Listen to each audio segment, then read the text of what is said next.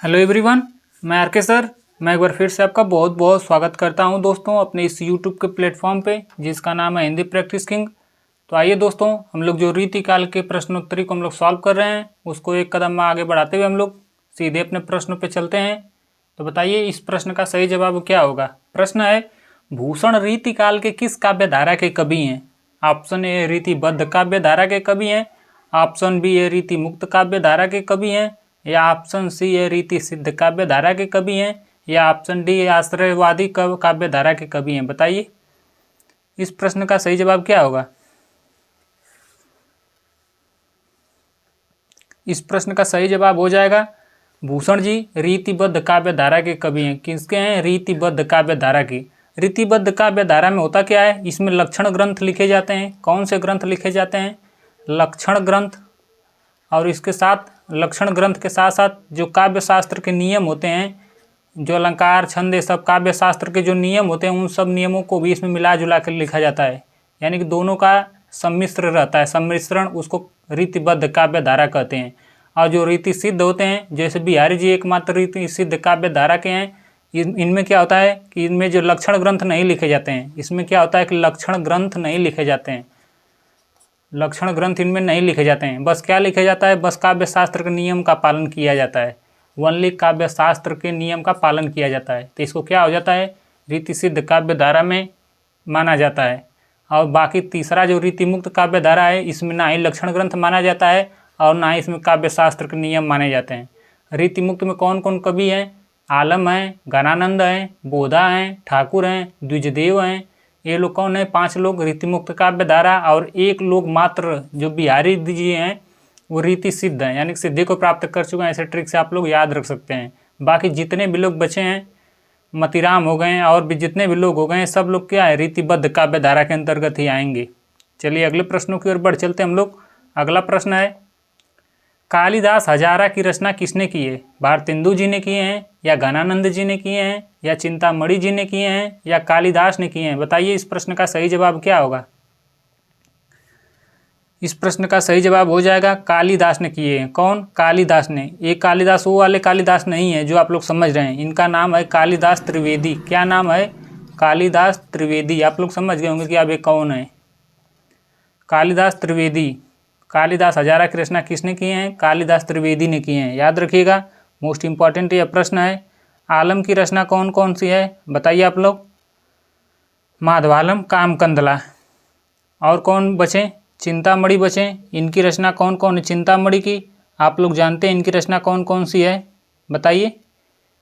चिंतामणि की रचना एक तो कवि कुल कल्पतरु है, एक रस विलास है, एक काव्य विवेक है, एक श्रृंगार मंजरी है, एक काव्य प्रकाश है। यह सब किनकी रचनाएं हैं? चिंतामणि की रचनाएं हैं। बाकी घनानंद के बारे में तो आप लोग जानते हैं। सुजान हित, सुजान सार, वियोग बेली, इश्क लता, यमुना यश, प्रीति पावस, यह सब किनकी रचनाएं हैं? घनानंद जी की हैं।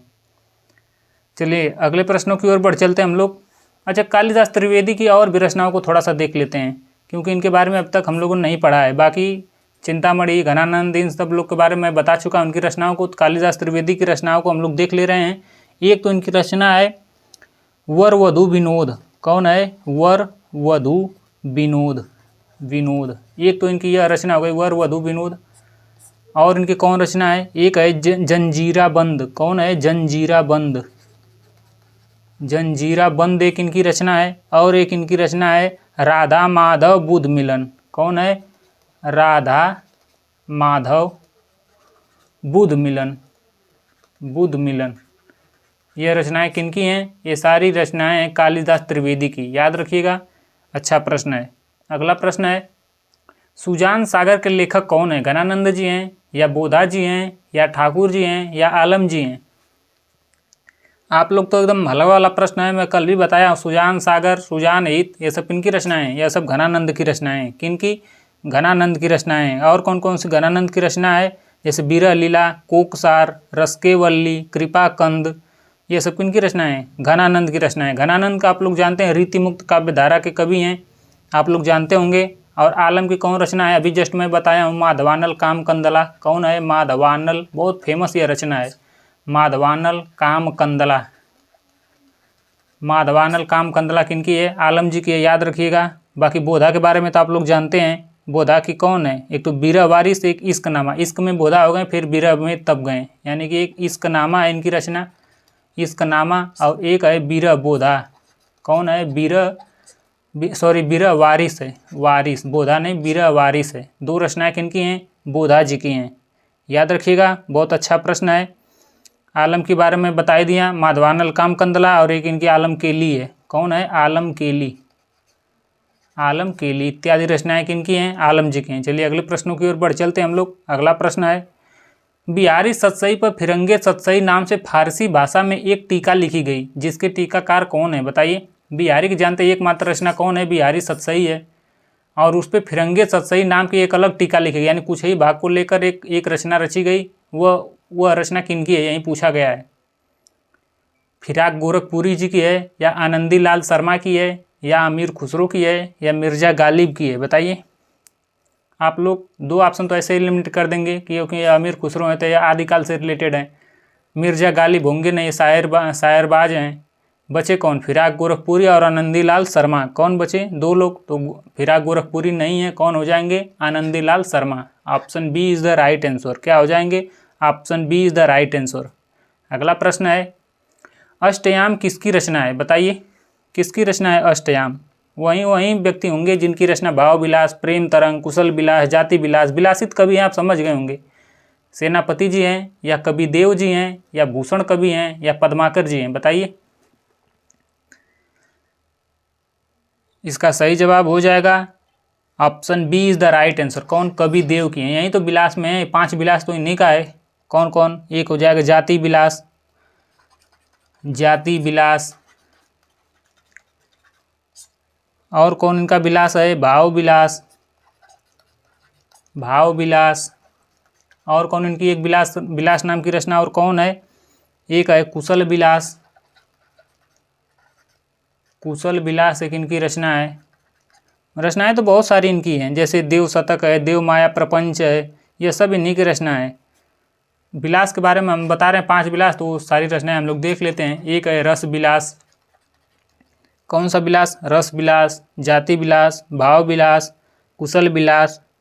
ये सारी रचनाएं किनकी है, सारी रचनाएं कवि देव की हैं, याद रखिएगा। बाकी ओरली मैं सबके बारे में थोड़ा थोड़ा बता दे रहा हूँ। और देख लेते हैं, जगत विनोद, पद्माभरण, हिम्मत बहादुर बिरदावली, गंगा लहरी, प्रताप सिंह बिरदावली आदि रचनाएं किनकी हैं, पद्माकर जी की हैं। शिवा बावणी, शिवराज भूषण, और एक तीसरी रचना छत्रसाल दशक, ये रचनाएं किनकी हैं, भूषण जी की हैं। और बचा कौन, बचे हैं सेनापति, इनकी रचना है कवित्त रत्नाकर और काव्य कल्पद्रुम, सेनापति जी की। चलिए अगले प्रश्नों की ओर बढ़ चलते हैं हम लोग। अगला प्रश्न है, भूषण को कवि भूषण की उपाधि किसने दिया था, बताइए। इनका जन्म कहाँ हुआ था, बताइए। भूषण का जन्म कहाँ हुआ था, भूषण का जन्म हुआ था कानपुर तिकवा में। कहाँ पे, कानपुर में भी कहाँ, तिकवा नामक जगह पे, कानपुर तिकवा नामक जगह पे इनका जन्म हुआ था। अच्छा, इनके पिताजी का नाम बताइए आप लोग। इनके पिताजी कौन थे, पिताजी कौन थे बताइए आप लोग। रत्नाकर त्रिपाठी। कौन थे, रत्नाकर त्रिपाठी।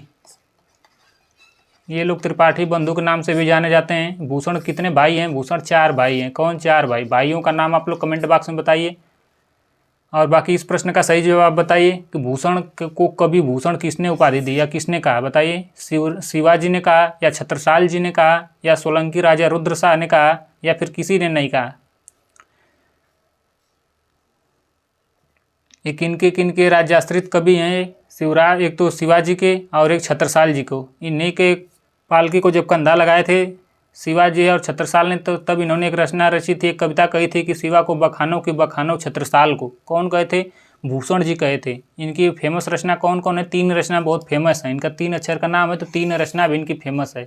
एक तो है शिवराज, कौन है, शिवराज भूषण, शिवराज भूषण, और एक इनकी रचना है छत्रसाल दशक, छत्रसाल दशक, और एक इनकी एक रचना लास्ट रचना कौन है, शिवा बावनी। कौन रचना है, सॉरी, शिवा बावनी है।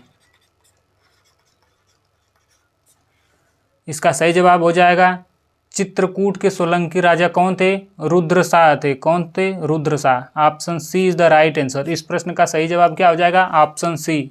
चित्रकूट के सोलंकी राजा कौन थे, रुद्र शाह सोलंकी थे, याद रखिएगा। अगला प्रश्न है,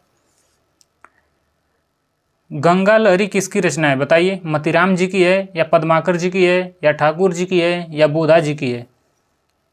बताइए। यह उन्हीं की रचना है जिनकी अदर रचना क्या है? पद्माभरण है, हिम्मत बहादुर बिरदावली है, जगत विनोद है, प्रबोध पचासा है उनकी रचना, और एक रचना उनकी प्रताप सिंह बिरदावली है, कली पच्चीसी है, राम रसायन है, और कौन है? अलीजा है, और कौन है? वही अलीजा प्रकाश। तो क्या उसका सही जवाब हो जाएगा? पद्माकर। कौन है? Padmakar. Option B is the right answer. Ganga में लहर आता है, अर्थात गंगा जी जाकर कहाँ मिलती हैं? पद्माकर यानी कि समुद्र में, यानी कि लहर कहाँ आता है? गंगा जी में, समुद्र में। ऐसे आप लोग ट्रिक से याद रख सकते हैं। इसका सही जवाब क्या हो जाएगा? Option B, Padmakar is the right answer. इनकी सारी रचनाओं को मैं जस्ट अभी बताया हूँ। पद्माभरण, हिम्मत बहादुर बिरदावली, जगत विनोद, प्रबोध पचासा, प्रताप सिंह बिरदावली, कली पच्चीसी, राम रसायन, अलीजा प्रकाश, यह सब किनकी रचना है? पद्माकर जी की हैं। बाकी मतीराम के बारे में तो जानते हैं, फूल मंजरी, रसराज, ललित ललाम, और एक रचना है सत्सई। और ये कौन कौन रचना है? एक तो अलंकार पंचासिका है, वृत्त कौमुदी है, लक्षण श्रृंगार है, साहित्य सार है, यह सब किनकी? मतीराम जी की हैं। और ठाकुर जी की रचना कौन है? ठाकुर जी की दो रचनाएं बहुत इनकी फेमस हैं। इनकी रचना तुरंत देखते आप लोग समझ जाएंगे। एक रचना है ठाकुर शतक, ठाकुर जी शतक मार दिए और शतक मार के क्या हो गए? ठसक लिए, यानी वहाँ से चले गए। और एक है ठाकुर ठसक, ठाकुर ठसक। देखो कितना अच्छा अच्छा, ऐसे ऐसे रचनाकार होते तो अच्छा रहता। चलिए अगले प्रश्न सबको देख लें तो बोधा जी को भी देख लेते हैं। इनकी एक ही दो रचना है, एक तो बीरा वारिस इश्क में बोधा हो गए, यानी कि इश्क नामा, और एक है जब इश्क में भाई बोधा हो जाए तो फिर बीरा भी तो झेलना पड़ेगा, तो एक है बीरा वारिस, बीरा वारिस। चलिए अगले प्रश्नों की ओर बढ़ चलते हैं हम लोग। अगला प्रश्न है, बीरा वारिस किसकी रचना है? जस्ट मैं अभी बताया हूँ किसकी रचना है। बोधा जी की है या ठाकुर जी की है या आलम जी की है या घनानंद जी की है? बताइए किसकी रचना है? बोधा जी की। इश्क में कौन हो गए? बोधा हो गए। और फिर बीरा वारिस में क्या हो गए? बीरा में तप गए। कौन? Bodha ji. Option A is the right answer. Alam की कौन कौन रचना है? एक तो श्याम स्नेही है, एक आलम केली है, एक माधवानल काम कंदला है, और एक आलम की क्या है? सुदामा चरित है। अगला प्रश्न है, भाषा भूषण के रचनाकार कौन है? बताइए। जसवंत सिंह हैं, भूषण जी हैं, या मतीराम जी हैं, या चिंतामणि जी हैं? बताइए इस प्रश्न का सही जवाब क्या होगा? आप लोग जानते होंगे भाषा भूषण के रचनाकार कौन है? जसवंत सिंह हैं। Option A is the right answer. कौन है? जसवंत सिंह। यह अलंकार निरूपण ग्रंथ है।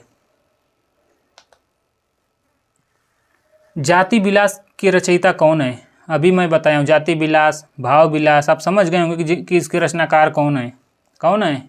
भिखारी दास, या फिर कविदेव, या फिर मतीराम, या फिर भूषण जी? देव की कितनी रचनाएं? 5 रचनाएं विलासित हैं। भाव विलास, भवानी विलास, कुशल विलास, रस विलास, ये सब किनकी रचनाएं हैं? सब कविदेव की हैं, याद रखिएगा। अगला प्रश्न है, किस रचना को छंदों का अजायब घर कहा जाता है? वाह वाह वाह, कितना प्यारा प्रश्न आ गया। रामचंद्रिका को, या रामचरितमानस को, या चंद छंद वर्णन की महिमा को, या फिर पृथ्वीराज रासो को? इसका सही जवाब हो जाएगा रामचंद्रिका को। यह किनके द्वारा रचित है? यह केशव दास की कृति है। किनकी है? केशव दास की कृति है, केशव दास की। और कौन कहा कि यह छंदों का अजायब घर है? यह कहें राम स्वरूप चतुर्वेदी। कौन कहें? राम स्वरूप चतुर्वेदी, राम स्वरूप चतुर्वेदी जी कहें। अच्छा, केशव दास को किन्होंने कहा कि यह क्या है? क्या कहें? हाँ, कठिन काव्य के प्रेत। क्या है? कठिन काव्य के प्रेत। किसने कहा कि ये कठिन काव्य के प्रेत हैं? कठिन काव्य के प्रेत हैं। इसका सही जवाब हो जाएगा आचार्य रामचंद्र शुक्ल ने कहें। किन्होंने कहें? आचार्य रामचंद्र शुक्ल ने कहें। चलिए अगले प्रश्नों की ओर उन्मुख हो चलते हैं हम लोग। अगला प्रश्न है, सिख लीनो मिन मृग खंजन कमल नयन, सिख लीनो जस और प्रताप को कहानी है। ये पंक्तियाँ किनकी हैं? ठाकुर जी की हैं, या घनानंद जी की हैं, या द्विजदेव जी की हैं, या मतीराम जी की हैं? बताइए। इसका व्याख्या आप लोग जान जाएंगे तभी इस प्रश्न का सही जवाब दे पाएंगे। इसका व्याख्या होगा कि इस मीन रूपी आँखों, यानी कि इस मछली की आँखों जैसी मेरी जो आँखें हैं, इससे हिरण, कमल और वीरता, यश, सुंदरता, ये सब क्या हैं? सबकी कहानियों के बारे में मैं सीख लिया हूँ। ऐसा कहने वाले कौन है? ऐसा कहने वाले हैं ठाकुर जी। कौन है? Thakur ji. Option A is the right answer. कौन हो जाएंगे? ठाकुर जी की ये पंक्तियाँ हैं। बाकी घनानंद की बहुत प्यारी प्यारी पंक्तियाँ रखे हैं सुजान के बारे में, सुजान को याद करते हुए कि अति सुदो स्नेह कुमारगु है जहाँ नैकु सयान प बांक नहीं। किनकी है? घनानंद जी की है। अगला प्रश्न है, रीतिकाल की रीति सिद्ध काव्य धारा के कवि कौन है? सिद्धि को प्राप्त करने वाले एकमात्र कवि आप लोग बता सकते हैं कौन है? मैं ट्रिक बता चुका हूँ। ऑप्शन है केशवदास जी हैं, या ऑप्शन बी है कवि देव जी हैं, या ऑप्शन सी है भूषण जी हैं, या ऑप्शन डी है बिहारी जी हैं। बताइए, रीति सिद्धि प्राप्त करने वाले कौन है? एकमात्र है बिहारी जी। इनकी रचना कौन सी है? इनकी रचना है बिहारी सतसई। कौन सी रचना है? बिहारी सतसई है। कौन सी? बिहारी सतसई। आप लोग कमेंट बॉक्स में बताइए इसमें कितने दोहे हैं। इसमें 719 दोहे हैं। कितने? 719 दोहे हैं, याद रखिएगा, इंपॉर्टेंट यह प्रश्न है। और रीतिमुक्त काव्य धारा के कौन कौन है? घनानंद हैं, बोधा हैं, आलम हैं, ठाकुर हैं और द्विजदेव जी हैं। 5 लोग कौन हैं रीतिमुक्त काव्य धारा? बाकी जितने लोग बचे हैं वो सारे लोग रीतिबद्ध काव्य धारा के कवि हैं। मैं बता चुका हूँ, रीतिबद्ध में वहीं आएंगे जो लक्षण ग्रंथ लिखेंगे, साथ साथ काव्य शास्त्र के नियमों का पालन करेंगे।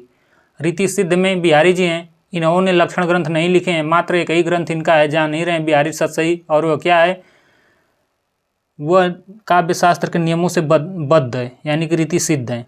और रीति मुक्त में जानते हैं जो 5 लोग हैं कोई भी काव्य धारा से नहीं जुड़े, किसी भी काव्य धारा को नहीं मानते हैं, किसी लक्षण ग्रंथ को नहीं मानते हैं, किसी काव्य शास्त्र के नियम का पालन नहीं करते हैं, जो मन में आया वहीं लिखेंगे।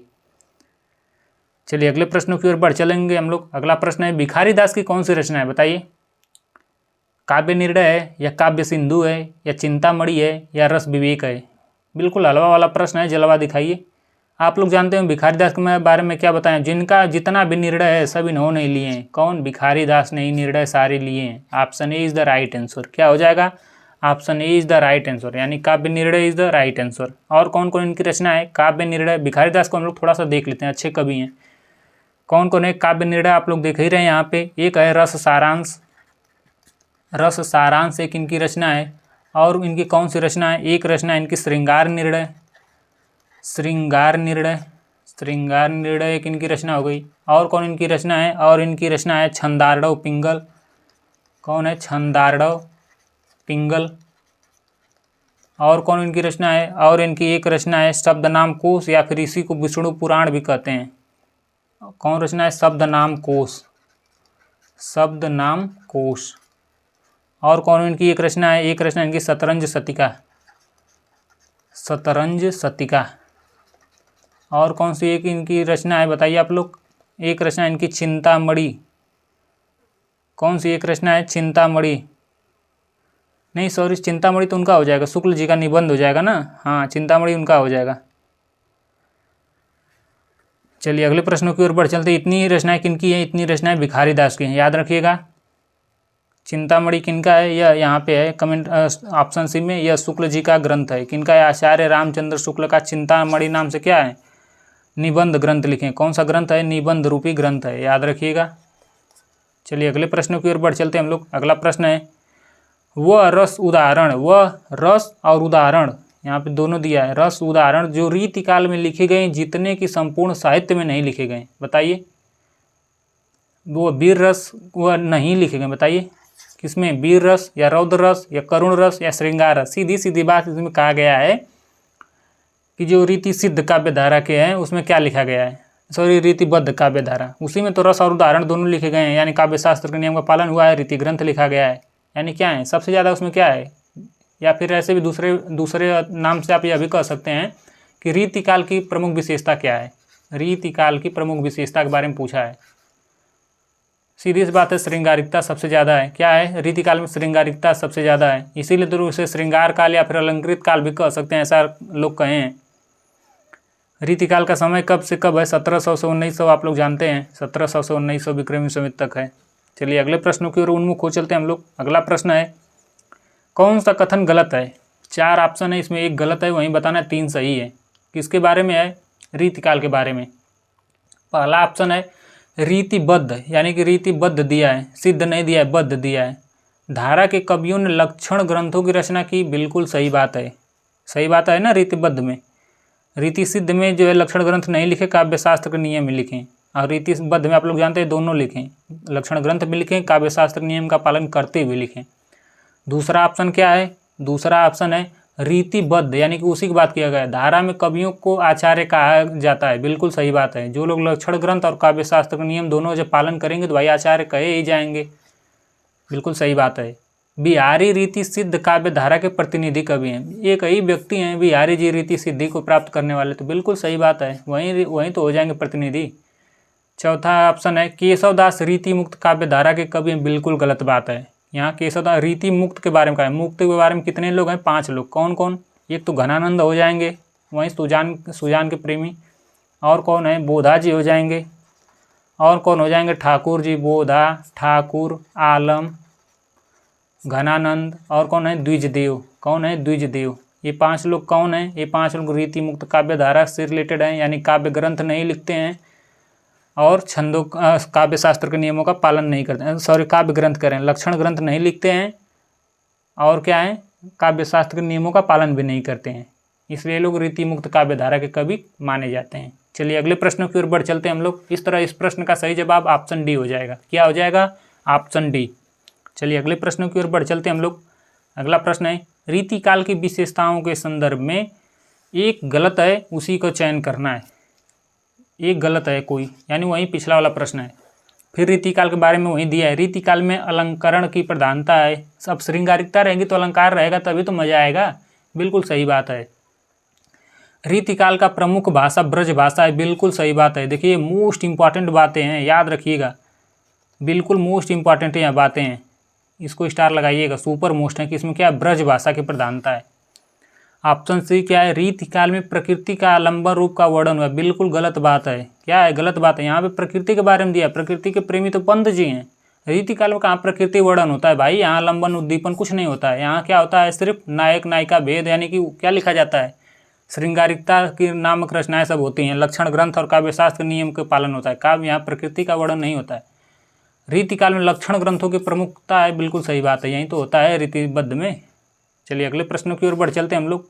अगला प्रश्न है, इस तरह उस प्रश्न का सही जवाब आप लोग जाने ही गए होंगे, कौन सा है?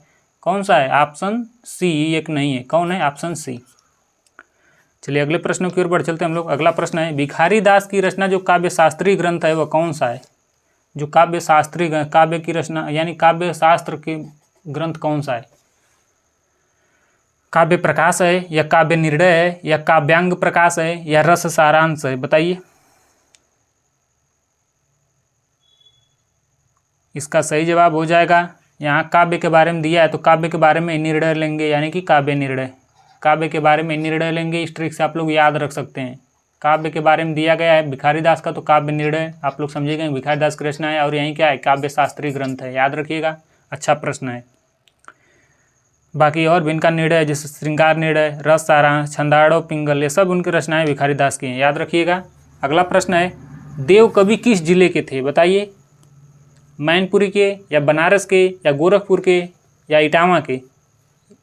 अब आप लोग समझ गए होंगे कि देव जी कहाँ के थे? उत्तर प्रदेश के निवासी थे, और उत्तर प्रदेश में भी कहाँ? इटावा के थे। कहाँ के थे? यूपी के इटावा के जिले के थे, याद रखिए। अच्छा इनका पुराना नाम क्या है बताइए, या फिर आप पूरा नाम भी कह सकते हैं। इसका पूरा नाम इनका क्या है बताइए। इनका पूरा नाम है देवदत्त, देव नहीं है, देवदत्त है। क्या नाम है? देवदत्त, याद रखिएगा। इनकी रचनाएं कौन कौन है? इनकी रचना आप लोग जानते होंगे, जितना भी विलास है वह कवि देव का ही है, जैसे भवानी विलास, भाव विलास, रस विलास, जाति विलास, यह सब किनका है? सब कवि देव का है। सुख सागर तरंग, अष्टयाम, ये सब इन्हीं की रचना है। चलिए अगले प्रश्न की ओर उन्मुख हो चलते हैं। अगला प्रश्न है कवि प्रिया के रचनाकार का नाम बताइए आप लोग। किनकी है रचना कवि प्रिया? कवि देव की है, या केशवदास की है, या पद्माकर जी की है, या घनानंद जी की है? बताइए। इसका सही जवाब हो जाएगा, महिलाओं के नाम पर सबसे ज़्यादा लिखने वाले कौन हैं? सबसे ज़्यादा लिखने वाले केशवदास हैं। कौन है? केशवदास। रसिक प्रिया, कवि प्रिया, विज्ञान गीता, यह सब किनकी रचना है? सब इन्हीं की है। रतन बावनी, जहांगीर जसचंद्रिका, वीर सिंह देवचरित, यह सब किनकी रचना है? सब इन्हीं की है। रामचंद्रिका। चलिए अगले प्रश्न की ओर बढ़ चलते हैं। अगला प्रश्न है शिवराज भूषण के रचयिता कवि कौन है? बताइए। शिवराज भूषण किनकी रचना है? घनानंद जी की है, या ऑप्शन बी बिहारी जी की है, या फिर पद्माकर जी की है, या फिर कवि भूषण की है? बताइए। आप तो इसका प्रश्न का सही जवाब आप लोग ले ही जाएंगे, कर ही ले जाएंगे। भूषण जी की रचना के बारे में पूछा है, शिवराज भूषण, किनकी रचना है? भूषण जी की है, इनका कार्यकाल कब से कब तक रहा? 1613 से 1715 तक। देखिए कितना अच्छा प्रश्न है, 16, 17, 13, 15, इनका यहीं जन्म मृत्यु यहीं वर्ष है, याद रखिएगा। बहुत अच्छा प्रश्न है। वीर रस के एकमात्र कवि कौन है? भूषण जी है, या वीर रस के एकमात्र कवि हैं।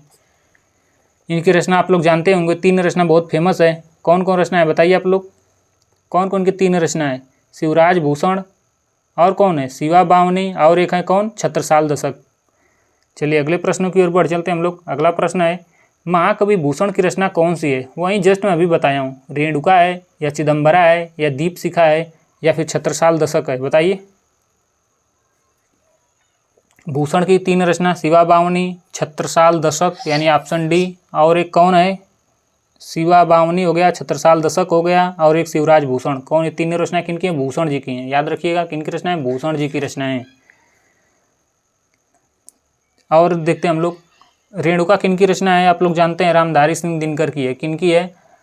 रामधारी सिंह दिनकर की है, रामधारी सिंह दिनकर की है, याद रखिएगा। दीपशिखा किनकी रचना है? यह महादेवी वर्मा की है। दीपशिखा महादेवी वर्मा जी की रचना है।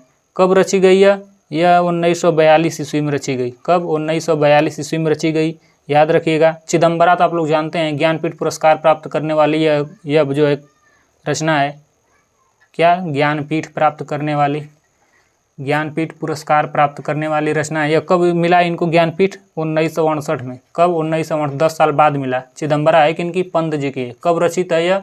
1958 में रचित है, 10 साल बाद इसी को ज्ञानपीठ पुरस्कार प्राप्त किया गया। चलिए अगले प्रश्नों की ओर बढ़ चलते हैं हम लोग। अगला प्रश्न है, रीतिकालीन कवियों की काव्य भाषा क्या थी? जस्ट मैं अभी बताया, जो स्टार लगा के लिखवाया वही भाषा है, बताइए। अवधी है, या खड़ी बोली है, या ब्रज भाषा है, या बुंदेली है? रीतिकाल की एकमात्र भाषा ब्रज भाषा है। कौन सी भाषा है? ब्रज भाषा है, याद रखिएगा। ब्रज भाषा इज द राइट आंसर। अगला प्रश्न है, रीतिकाल के उस कवि का नाम बताइए जिसने वीर रस की कविता लिखी है। पद्माकर जी, भूषण जी, बिहारी जी, या घनानंद जी? अभी मैं बताएं, एकमात्र कवि हैं रीतिकाल में जो कौन सी रचना वीर रस रचना रचे हैं, वह कौन है? भूषण जी हैं। छत्रसाल दशक, शिवा बावनी, और एक इनकी रचना तीसरी कौन है? शिवराज भूषण हो गया, दूसरी है शिवा बावनी, तीसरा है छत्रसाल दशक। ये 3 रचनाएं किनकी? भूषण जी की हैं, याद रखिएगा तीनों रचनाओं का नाम। एकमात्र वीर रस के कवि कौन है? भूषण जी हैं रीतिकाल के। चलिए अगले प्रश्नों की ओर बढ़ चलते हैं हम लोग। अगला प्रश्न हो जाएगा, बिहारी सतसई किस भाषा का काव्य ग्रंथ है? ब्रज भाषा का, या खड़ी बोली का, या अवधी का, या भोजपुरी का? अब बिहारी सतसई बिहारी जी की है और रीतिकाल के कवि हैं, तो कौन सी भाषा हो जाएगी? एकमात्र भाषा ब्रज भाषा, जिंदाबाद। क्या हो जाएगा? Option A is the right answer. चलिए अगले प्रश्नों की ओर बढ़ चलते हैं हम लोग। तो साथियों आज के लिए बस इतना ही। कैसा लग रहा है हमारा सेशन? अगर आप लोग को प्रश्न हेल्पफुल लग रहे हो तो लाइक, शेयर एंड सब्सक्राइब करना ना भूलिएगा दोस्तों। तो चलिए आज के लिए बस इतना ही। कल मैं फिर एक नए वीडियो के साथ प्रस्तुत होऊंगा, नए जोश उमंग के साथ। तो बने रहिए हमारे साथ। आज के लिए बस इतना ही। धन्यवाद दोस्तों।